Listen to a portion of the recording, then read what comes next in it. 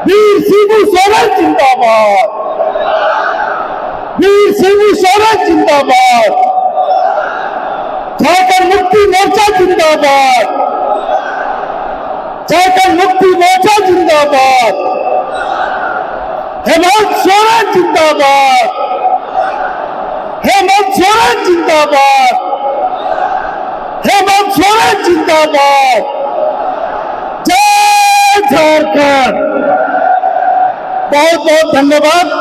अब मैं माननीय पार्टी के नवनिर्वाचित अध्यक्ष हेमंत सोरेन जी से अनुरोध करूंगा कि वो आए और अपना संबोधन यहाँ उपस्थित प्रतिनिधि और मीडिया के साथियों के समक्ष रखे। हेमंत सोरेन जी।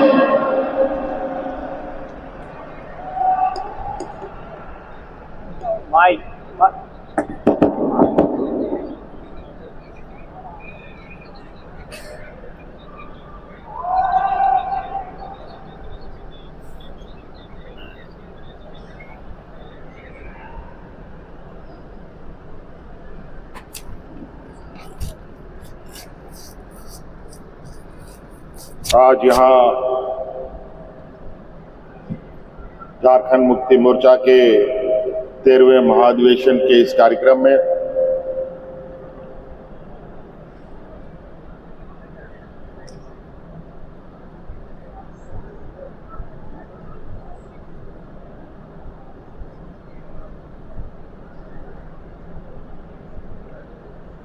जो 2 दिवसीय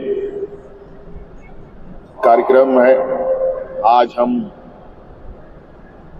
13वें महाधिवेशन के अंतिम पड़ाव पर है और ये 13वां महाधिवेशन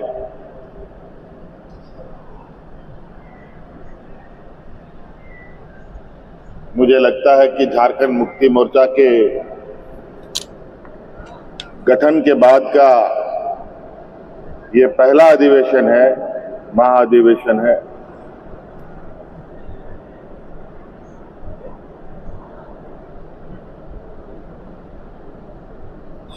जो एक अलग मायने के साथ और एक और लंबी यात्रा की तैयारी के लिए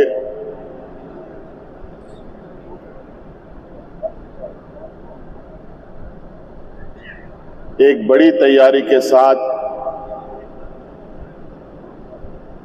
ये महाधिवेशन आयोजित हुआ है।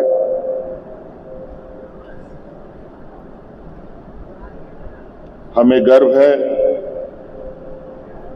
कि हम सब लोग इसके गवाह बन रहे हैं और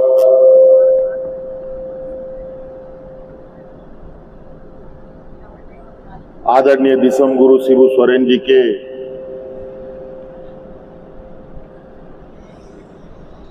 एक लंबी यात्रा के बाद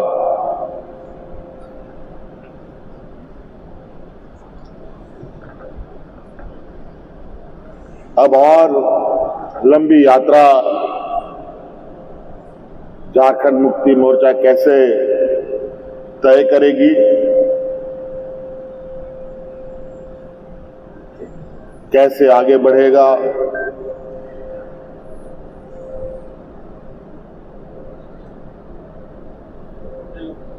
कैसे राज्य की जनता के प्रति अपने दायित्वों का निर्वहन करेगा, कई सारी चीजें आज के इस महाधिवेशन में समाहित हैं।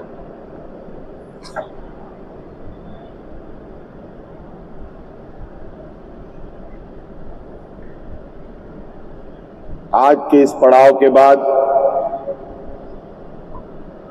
झारखंड मुक्ति मोर्चा फिर से एक लंबी यात्रा के लिए आगे बढ़ेगा। आज के इस महाधिवेशन में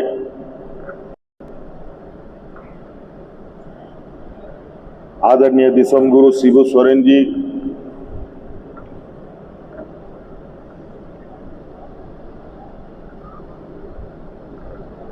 जो परिचय के कभी मोहताज ना रहे। हाँ, ये जरूर था कि हम सभी लोगों ने मिलकर, आप सभी लोगों ने मिलकर, राज्य की जनता ने मिलकर, यहाँ के आदिवासी, मूलवासी, दलित, पिछड़े, शोषित, किसान, मजदूर, हर वर्ग के लोगों ने मिलकर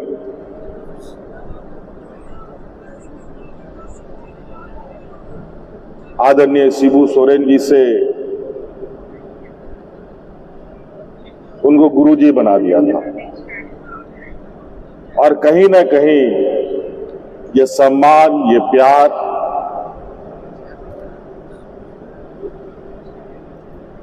इस राज्य की जनता ने इनको दिया, और उस मान, सम्मान और प्यार का भी एक एक कर्ज इन्होंने राज्य की जनता को वापस भी किया। अपना बचपन, जवानी, बुढ़ापा इस राज्य की जनता, यहाँ के आदिवासी, मूलवासी, किसान, दलित, पिछड़ा, अल्पसंख्यक के लिए कुर्बान कर दिया।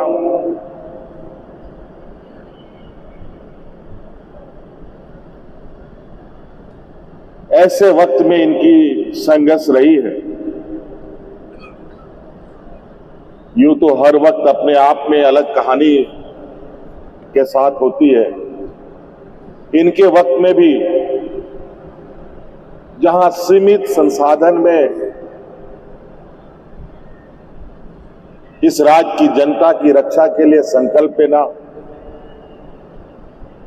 इस राज्य के जल, जंगल, जमीन की हक अधिकार की लड़ाई लड़ना,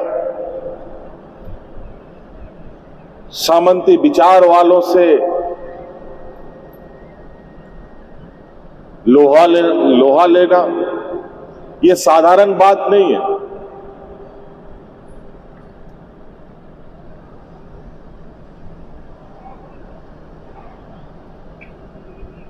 और ये साधारण बात के साथ साथ ये आम व्यक्ति ये सपना भी नहीं सोच सकता।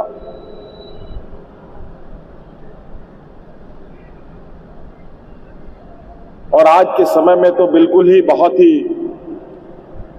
विरले ही ऐसे लोग मिलते हैं जहां समाज के प्रति, राज्य के प्रति, गरीबों के प्रति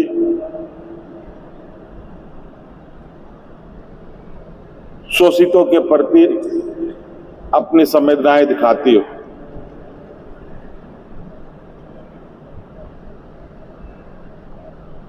और आज सिर्फ झारखंड ही नहीं बल्कि पूरा देश शिबू सोरेन से नहीं, गुरुजी के नाम से हमारे पार्टी संस्थापक को जाना जाता है। आज हम लोगों के लिए गौरव की बात है, अनगिनत क्रांतिवीरों के बीच में से एक आज हम लोगों के बीच में है। वैसे कई सारे लोग मंच पे आपको दिखेंगे जो आदरणीय दिसोम गुरु शिबू सोरेन जी के साथ कदम से कदम मिलाकर चलने वाले लोग रहे हैं।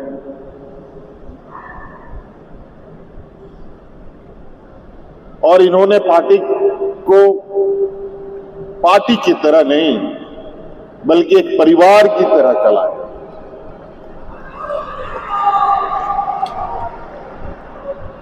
हर एक व्यक्ति, चाहे वो विधायक हो, सांसद हो, मंत्री हो, कार्यकर्ता हो, सभी उनके लिए एक बराबर, एक नजर उनके लिए था। आज आप लोगों ने आदरणीय गुरुजी के आदेशों का पालन करते हुए एक बहुत बड़ी जिम्मेवारी हमारे कंधों पर दिया है। आज के दिन में बहुत कम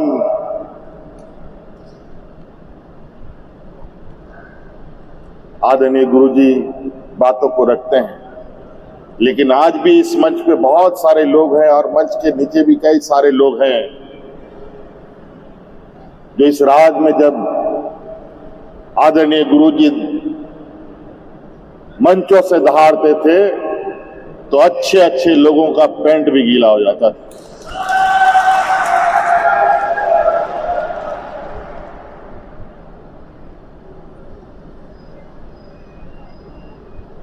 और आज इतने संघर्ष के बाद उम्र के एक पड़ाव में है, कई सारे लोग हैं। आज हमारे घर में भी बुजुर्गों की संख्या थोड़ी बढ़ी हुई है और आज पार्टी के अंदर में भी हमारे बुजुर्गों की संख्याएं बढ़ी हुई है, लेकिन बड़ी तेजी के साथ इसमें नई पीढ़ियों का भी समावेश हो रहा है और इस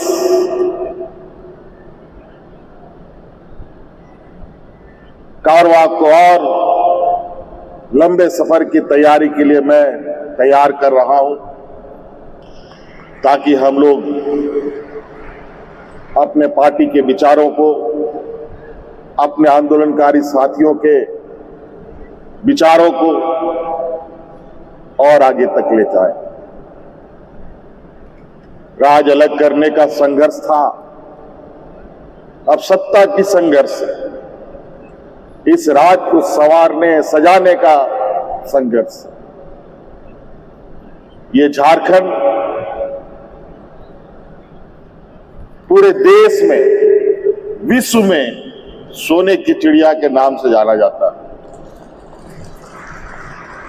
लेकिन बड़ा दुर्भाग्य की बात है यहां के लोग इतने सीधे सरल स्वभाव इस राज्य के लोगों का रहा है कि आए दिन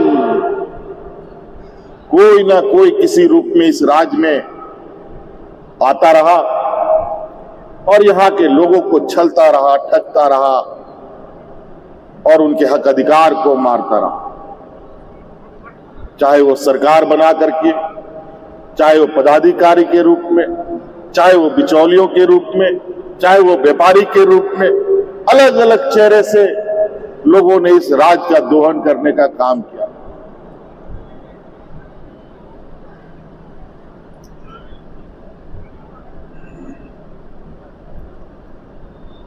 और ये बहुत विचित्र स्थिति इस राज्य में है। जो राज पूरे देश का पेट पालता हो, उस राज के लोग भूख से मरे, ये विश्वास करने की बात नहीं थी। लेकिन हमने ऐसे हालात देखे कि लोग यहां पर भूख से मरने के लिए मजबूर हुए। किसान को भगवान भरोसे छोड़ दिया गया। किसानों ने आत्महत्या करना शुरू कर दिया। जब किसान आत्महत्या करना शुरू कर दे तो आप अंदाजा लगा सकते हैं कि मानव जीवन चलेगा कैसे।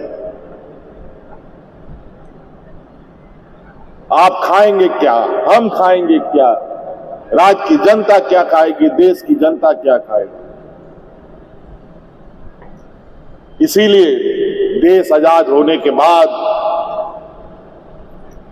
इस राज्य को एक कृषि प्रधान देश भी कहा जाता है।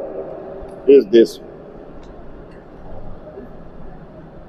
किसान के बगैर इस देश की परिकल्पना नहीं की जा सकती थी, लेकिन आज किसान इतने मजबूर और इतने बेहाल स्थिति में है। पूरे देश की किसान आज हतोत्साहित है। आप लोग कई सूचना तंत्रों के माध्यम से आपने दिल्ली के किसान आंदोलन को देखा, सुना, पढ़ा। ऐसा संघर्ष भारत देश के इतिहास में कभी किसी समूह ने एक साथ इतना लंबा संघर्ष एक सांस में किया हो। और उस संघर्ष में 1000 से अधिक किसानों की जान चली गई, लेकिन उस संघर्ष से पीछे हटे नहीं। अंतोगत्वा संघर्ष इतना मजबूत होता गया कि केंद्र सरकार को झुकना पड़ा। ये गरीबों की ताकत है, ये किसानों की ताकत है। हक अधिकार की लड़ाई कौन लड़ता है? पूंजीपति व्यापारी नहीं लड़ते। हक अधिकार की लड़ाई गरीब, गुरुआ, शोषित, पीड़ित,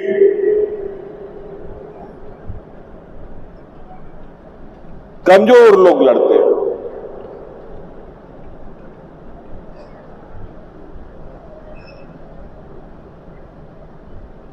देश का दुनिया का सबसे बड़ा लोकतंत्र भारत देश, लेकिन आज के दिन में भी जात पात का भेदभाव, ऊंच नीच का भेदभाव, अगड़ा पिछड़ा का भेदभाव खत्म नहीं हो पाया। 75 साल से अधिक हो चुका ये देश आजाद हुए। 2005 साल में हम लोग 100 साल पार कर जाएंगे। फिर भी आज के दिन में भी गरीब, किसान, मजदूर, आदिवासी, दलित, पिछड़ा, अल्पसंख्यक के ऊपर आज भी ये शोषण बदस्तूर चल रहा है। आज के दिन में भी कई सूचना तंत्रों से आप लोग कई घटनाओं को सुनते होंगे कि आदिवासी, दलित, पिछड़ा, अल्पसंख्यक के ऊपर कैसे अत्याचार हो रहे हैं। ये कौन कर रहा है?